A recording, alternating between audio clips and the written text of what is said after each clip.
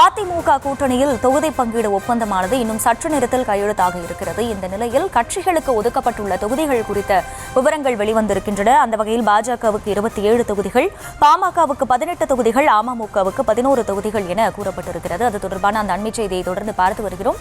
தொடர்ந்து விவரங்களை செய்தியாளர் பாரிகார்த்திக் வழங்க கேட்கலாம். பாரிகார்த்திக், வணக்கம். இப்ப கட்சிகளுக்கான தொகுதிகள் எண்ணிக்கைன்னு சொல்லப்பட்டு இன்னும் சற்று நேரத்தில் அது தொடர்பான ஒப்பந்தமும் கையெழுத்தாகும் கூறப்பட்டிருக்கும் நிலையில எந்தெந்த தொகுதிகள் ஒதுக்கீடு செய்யப்படும் அப்படிங்கிற குழப்பம் கண்டிப்பாக நீடிக்கும். அதை பொறுத்த வரைக்கும் அதிமுக எப்படி இது கையாள போகிறது? இது பற்றிய விவரங்கள் என்ன? வணக்கம். தற்போது இருக்கக்கூடிய சூழலில் அதிமுக 56 தொகுதிகளை கூட்டணிக்கு ஒதுக்கீடு செய்யப்பட்டு ஒப்பந்தம் கையெழுத்தாக இருக்கிறது. அதிமுகவில் தற்போது அமமுக மற்றும் பாமக, பாஜக என அந்த 3 கட்சிகளுக்கும் சேர்த்து சராசரியாக 56 இடங்கள் ஒதுக்கீடு செய்யப்பட்டு வெறும் எண்ணிக்கையில் அடிப்படையில் அந்த ஒப்பந்தம் கையெழுத்தாக இருக்கிறது. இந்த எண்ணிக்கையை தொடர்ச்சியாக எந்தெந்த தொகுதியில் என தொகுதிகளை அடையாள காணும் பணியும் அடுத்த கட்டமாக நடைபெறும் என்றும் அறிவிக்கப்பட்டிருக்கிறது. தற்போது அதிமுக கூட்டணியில் முதற்கட்டமாக 2026 சட்டமன்ற தேர்தலுக்காக 56 தொகுதிகளை ஒதுக்கீடு செய்யப்பட்டிருக்கிறது. அதில் அமமுகவிற்கு கேட்ட அனைத்து இடங்களுமே கிடைக்கும் என்று எதிர்பார்க்கப்படுகிறது. 11 இடங்கள் அவர்களுக்கு ஒப்பந்தம் கையெழுத்தாகிறது. ஏற்கனவே அவர்கள் அதிமுக சார்பில் முதற்கட்ட பேச்சுவார்த்தையின் போது அமமுகவிற்கு வெறும் 5 இடங்கள் மட்டுமே ஒதுக்கப்படும் என்றும் அதுவும் பாஜக கூட்டணியில் பெற்றுக் கொள்ளலாம் எனவும் பேசியதன் அடிப்படையில் தினகரன் அப்போது நான் என்டிஏ கூட்டணியில் இடங்கள் தொடர்பாக பேசிக் கொள்கிறேன் என்றும் அவர் ஒரு கருத்தை வெளியிட்டிருந்தார். இந்நிலையில் பாஜக தொடர்ச்சியாக சமாதான பேச்சுவார்த்தை மூலமாக தினகரனுக்கு 11 இடங்களை பெற்றுக் கொடுத்திருக்கிறது. அதன் அடிப்படையிலே பாஜக தற்போது, அதாவது கடந்த முறை 4 சட்டமன்ற தொகுதிகளில் வெற்றி பெற்ற 20 இடங்கள் பெற்று அதில் 4 வெற்றி பெற்ற பாஜகவிற்கு தற்போது 27 இடங்கள் பெற்றிருக்கின்றன. குறிப்பாக நாம் பார்த்தோம் என்றால் ஒவ்வொரு முறையும் காங்கிரஸ் கட்சி பெற்றதை விட இந்த முறை 2026 சட்டமன்ற தேர்தலை விட, அதாவது 28 இடங்களை திமுக கூட்டணியில் பெற்ற காங்கிரஸை விட நாங்கள் கூடுதலாக இடம் பெற வேண்டும் என்று பாஜக தொடர்ச்சியாக கோரிக்கை வைத்தது.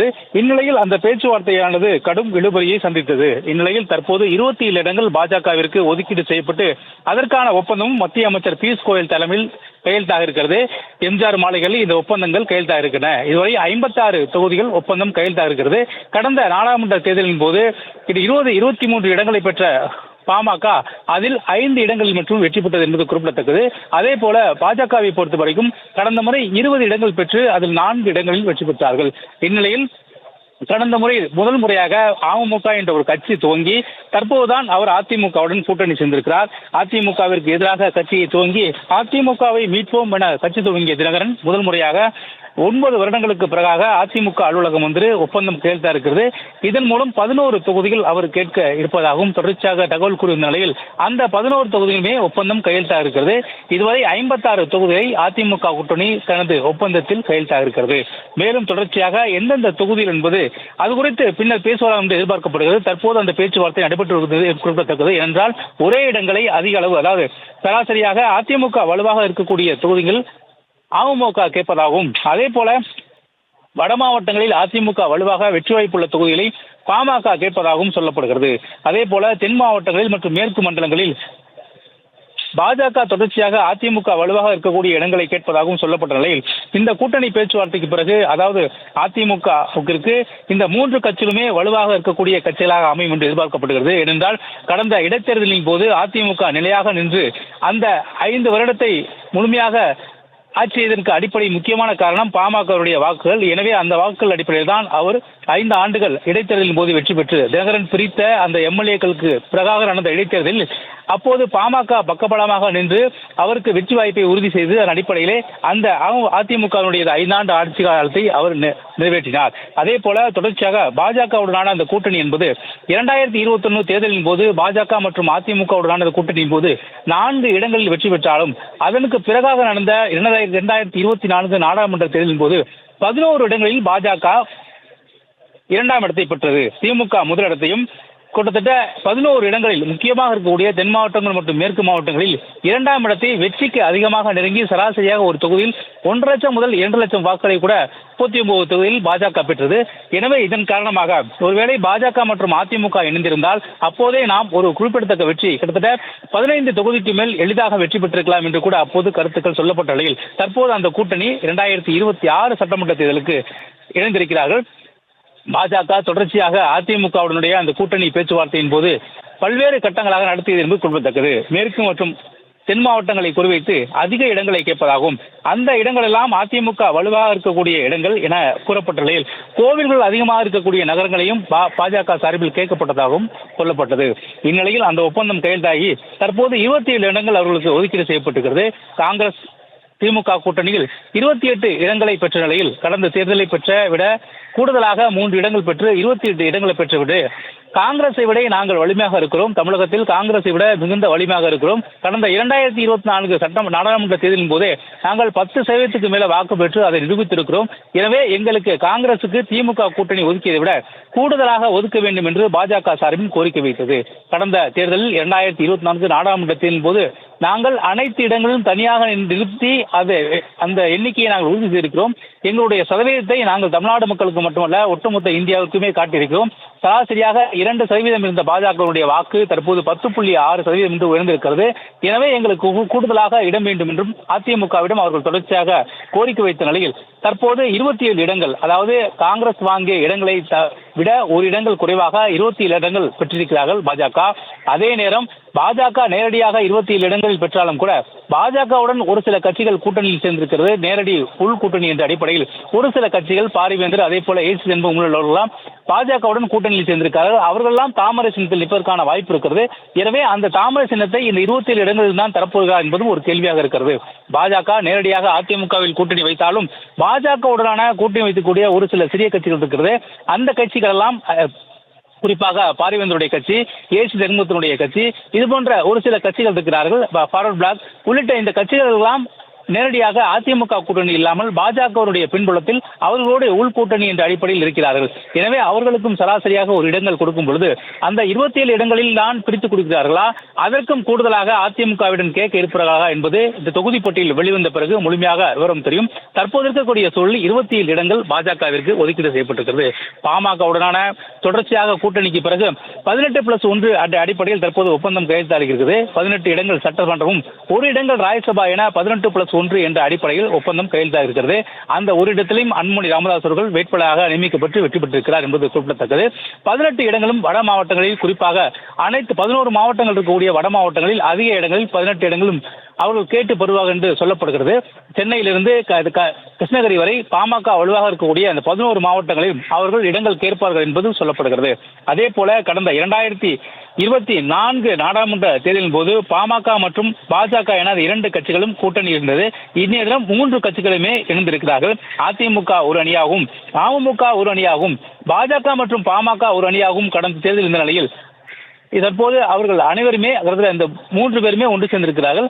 பாமகவை பொறுத்த வரைக்கும் கடந்த தேர்தலில் பாஜகவினுடைய அதிக சதவீத வாக்கு வங்கிக்கு ஒரு முக்கியமான காரணமாக இருந்தார். குறிப்பாக தினகரனை பொறுத்த வரைக்கும் கடந்த 2021 சட்டமன்ற தேர்தலில் சராசரியாக 21 தொகுதிகளில் அவர் 5000 முதல் 10,000 15,000 வரை வாக்குகள் பெற்றார். அந்த இடங்களெல்லாம் தோல்வியடைந்தது அதிமுக. தினகரன் பெற்ற ஒவ்வொரு வாக்குகளும் அதிமுகவுடைய வாக்குகள். எடப்பாடி பழனிசாமி அவர்களுக்கு எதிராக ஒரு அரசியலை கட்டமைத்து அதன் மூலியமாக தான் அவர் தேர்தலை சந்தித்தார். எனவே அங்கு விழுந்த அனைத்து ஓட்டுகளுமே, தினகரனுக்கு விழுந்த ஓட்டுகள் எல்லாமே அதிமுகவினுடைய வாக்குகள் தான் கணக்கிட்டுக் கொள்ள முடியும். அதன் அடிப்படையிலே அவர் சராசரியாக 21 தொகுதிகளில் அதிமுகவை வீழ வைத்ததற்கு ஒரு முக்கியமாக காரணமாக இருந்தார். அந்த தேர்தலில் அவர் தோல்வியுடைய அதிமுக வைத்ததற்கு ஒரு முக்கியமாக காரணமாக இருந்தார். இப்போது அவருக்கு சேர்ந்திருப்பதன் காரணமாக அந்த இடங்கள் எல்லாம் அதிமுகவிற்கு வெற்றி வாய்ப்பை உறுதி செய்யும் என எதிர்பார்க்கப்படுகிறது. சராசரியாக மதுரையில் 5 தொகுதிகள் திமுகவும் 5 தொகுதிகள் அதிமுகவும் என அதிமுக என சராசரியாக 5 தொகுதிகள் பெற்று அந்த கூட்டணி வெற்றி பெற்றார்கள். இந்நிலையில் அந்த 5 தொகுதியிலும் கூட ஒரு சில தொகுதியில் தினகரன் வாங்கிய வாக்குகள் என்பது மிகுந்த அதிகமாக இருக்கிறது. எனவே அதன் காரணமாக தற்போது தினகரன் சேர்ந்திருப்பதன் காரணமாக தென் மாவட்டங்களில், குறிப்பாக டெல்டா மாவட்டங்களுடைய அதிமுகவுடைய வாக்கு வங்கி என்பது வலுவாக இருக்கும் என்று எதிர்பார்க்கப்படுகிறது. அதன் அடிப்படையிலே தினகரனுடைய வருகை என்பதும் சராசரியாக 11 தொகுதிகளை அவர் ஒதுக்கி இருக்கிறார்கள். 11 தொகுதிகளை ஒதுக்கினாலும் கூட கடந்த 2021 சட்டமன்ற தேர்தலில் 21 தொகுதிகளுக்கு வெற்றி வாய்ப்பை உறுதி செய்தார் திமுகவிற்கு என்றுதான் தினகரனை சொல்ல வேண்டும். என்றால் அந்த அளவிற்கு சராசரியாக கடந்த முறை 50 இடங்கள், சட்டமன்ற தொகுதியை பொறுத்தவரைக்கும் 50 இடங்கள் 5000 முதல் வாக்குகள் மட்டும்தான் வெற்றி தோல்வியை தீர்மானித்தன. 1லிருந்து 5000 வாக்குகள் மட்டும்தான் வெற்றி தோல்வியை தீர்மானித்தன. அதே போல 15,000 வாக்குகள் தான் கிட்டத்தட்ட கூடுதலாக 50 தொகுதிகள் என மொத்தமாக 100 தொகுதிகளை 10,000 முதல் 15,000 வாக்குகள் தான் வெற்றி தோல்வியை தீர்மானித்தன. அந்த இடங்களில் 21 இடங்களில் வெற்றி தோல்வியை தீர்மானித்த தினகரன் தற்போது அதிமுகவில் இணைந்திருக்கிறார். எனவே அவருடைய வருகை என்பது அதிமுகவிற்கு ஒரு கூடுதல் பலமாக இருக்கும் என்று எதிர்பார்க்கப்படுகிறது. அதிமுகவை பொறுத்தவரைக்கும் பல்வேறு கட்ட பேச்சுவார்த்தைக்கு பிறகு இந்த கூட்டணி ஒப்பந்தம் கையெழுத்தாக இருக்கிறது. ஏதோ இன்று துவங்கி நடந்த இந்த பேச்சுவார்த்தையில் இதற்கு முன்னதாக உள்ளார பேச்சுவார்த்தை என்ற அடிப்படையில் பல்வேறு கட்ட பேச்சுவார்த்தைகள் நடைபெற்ற நிலையில் அந்த கூட்டணி ஒப்பந்தம் கையெழுத்தாக இருக்கிறது.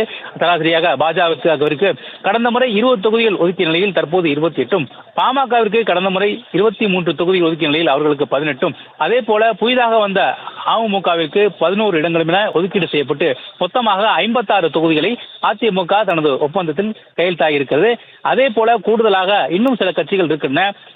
அதிமுகவில் கடந்த 2021 சட்டமன்ற தேர்தலிலிருந்து ஒரு இடங்கள் என்ற அடிப்படையில் பல்வேறு கட்சிகள் அதிமுகவுடன் துணைன்று தேர்தலை சந்தித்து வருகிறார்கள். எனவே அவர்களையும் அழைத்து அந்த கூட்டணி ஒப்பந்தம் கையெழுத்தாகும் என்று எதிர்பார்க்கப்படுகிறது. அதன் அடிப்படையிலே தற்போது அதிமுக கூட்டணியில் 56 இடங்கள் உறுதி செய்யப்பட்டு அதற்கான ஒப்பந்தம் கையெழுத்தாக இருக்கிறது என்று குறிப்பிடத்தக்கது. மேலும் தொடர்ச்சியாக பல்வேறு கட்சிகளுடைய சூழ்நிலை அடிப்படையில் தமிழ்நாட்டில் தற்போது அதிகமாக கூட்டணி கட்சிகளோட ஒப்பந்தம் கையெழுத்தாக இருக்கிறது என்பது அதிமுக தான் என்பது முக்கியமான விஷயமாக பார்க்கப்படுகிறது. ஏனென்றால் திமுக கூட்டணியை பொறுத்த வரைக்கும் சராசரியாக 28 இடங்களை காங்கிரஸ் கொடுத்தாலும் மதிமுகவிற்கு 4, மனிதநேய மக்கள் கட்சிக்கு 2, அதே போல கொங்குநாடு மக்கள் தேசிய கட்சிக்கு 2 என குறுகிய இடங்கள் கொடுத்தாலும் அதிமுகவில் சராசரியாக தற்போது வரை 56 இடங்கள் கொடுக்கப்பட்டிருக்கிறது என்பது குறிப்பிடத்தக்கது. வெற்றி வாய்ப்புக்கு வலுவாக உள்ள தொகுதிகளை அதிமுக தேர்ந்தெடுக்கும் என்று எதிர்பார்க்கப்படுகிறது. தற்போது இருக்கக்கூடிய சூழலில் அமமுக கடந்த முறை பல்வேறு இடங்களில் அதிமுக தோல்வியடைந்ததற்கு ஒரு முக்கியமான காரணமாக இருப்பதால் தற்போது அவர்கள் அதிமுக கூட்டணியில் இணைந்திருப்பதன் காரணமாக இந்த வெற்றிக்கு ஒரு முக்கியமான காரணமாக இந்த முறை தினகரன் இருப்பார் என்று எதிர்பார்க்கப்படுகிறது. அதே போல பாஜகவும் கடந்த முறை 23 இடங்களை பெற்றாலும் இந்த முறை 18+1 என்ற அடிப்படையில் இடங்கள் பெற்றிருக்கிறார்கள். வடதமிழகத்தில் அதிமுக கூட்டணிக்கு அது ஒரு சக்தி வாய்ந்த இடமாக இருக்கும் என்று எதிர்பார்க்கப்படுகிறது. பாஜக கடந்த 2024 தேர்தலில் சராசரியாக 11 இடங்களில் 2ஆம் இடத்துக்கு வெற்றி பெற்றார்கள். 10.6 என்ற அடிப்படையில் சதவீத வாக்குகளை அதிகமாக படுத்திய பாஜக ஒருவேளை அப்போது இருக்கக்கூடிய சூழலில் பாஜக மற்றும் அதிமுக என அந்த 2 கட்சிகளும் ஒன்றை இணைந்து 2024 தேர்தலை சந்தித்தால் 15 இடங்களை வெற்றி பெற்றிருக்கலாம் என்று அப்போதே சொல்லப்பட்டது. ஏனென்றால் கணக்கீட்டு அடிப்படையில் சராசரியாக 2 வாக்குகளை வித்தியாசத்தையும் பார்த்தால் அதிமுக வாங்கிய வாக்குகளை விட அதிகமாக இந்த 2 கட்சிகளுமே பெற்றது. எனவே அதே முயற்சியின் அடிப்படையில் தான் வருகின்ற தேர்தலுக்கும், அதாவது 2026 சட்டமன்ற தேர்தலுக்கும் ஒரு வலுவான கூட்டணி அமைப்போம் என்று எடப்பாடி பழனிசாமி அவர்கள் ஏற்கனவே கூறியிருந்த நிலையில் அந்த வலுவான கூட்டணி தற்போது ஒப்பந்தம் கையெழுத்தாக இருக்கிறது. இதன் மூலம் சராசரியாக 56 தொகுதியில் ஒப்பந்தம் கையெழுத்தாக இருக்கிற நிலையில் மீதம் இருக்கக்கூடிய கட்சிகளுக்கும் நாளை மற்றும் நாளை மறுநாள் ஒப்பந்தம் கையெழுத்தாகும் என்று எதிர்பார்க்கப்படுகிறது. தற்போது இருக்க சூழலில் 56 இடங்களும் எண்ணிக்கையின் அடிப்படையில் மட்டுமே ஒப்பந்தம் கையெழுத்தாக இருக்கப்பட்ட நிலையில் கூடுதலாக எந்தெந்த தொகுதிகள் என்பது இன்று மாலைக்குள் வெளியாகும் என்றும் எதிர்பார்க்கப்படுகிறது.